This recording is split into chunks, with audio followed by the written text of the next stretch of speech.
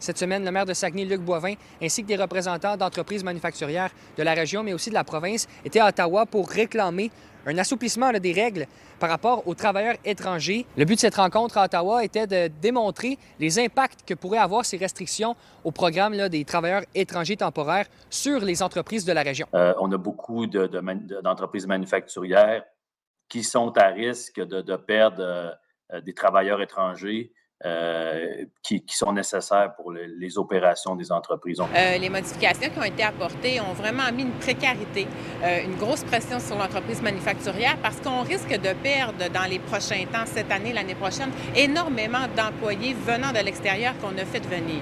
Fait que plusieurs manufacturières de la région se sont mobilisés et puis on est allé à Ottawa pour livrer vraiment un message à nos politiciens parce que les changements qui ont été apportés ne fonctionnent pas du tout avec la réalité actuelle pour nos entreprises. La durée des contrats de travail, de les ramener à 24 mois, c'est essentiel. Pourquoi? Parce que, entre autres, ça coûte très cher faire venir des travailleurs étrangers. Il y a aussi un aspect de formation nécessaire. Donc, 12 mois, c'est clairement insuffisant pour avoir des gens au travail de manière efficace.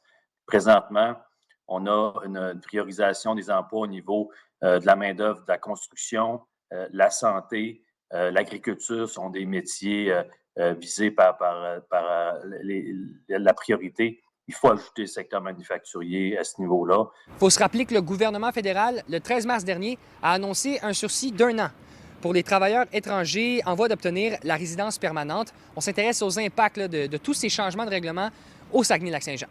Au niveau du Saguenay, de la ville Saguenay, nous, on est exclus de cette mesure-là. Fait qu'il n'y a pas de possibilité pour extensionner les permis de travail tels qu'il a été annoncé. Il faut comprendre aussi que les mesures du 13 mars, elles sont cumulatives. Donc, ça veut dire que les gens doivent avoir reçu une invitation au PSTQ et doivent demeurer dans une région rurale, donc de moins de 100 000 habitants. Actuellement, au Saguenay, nous, on est exclus de ça.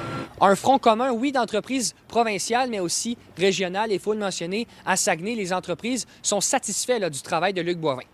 À Saguenay, Étienne Ouellette pour Nouveau Info.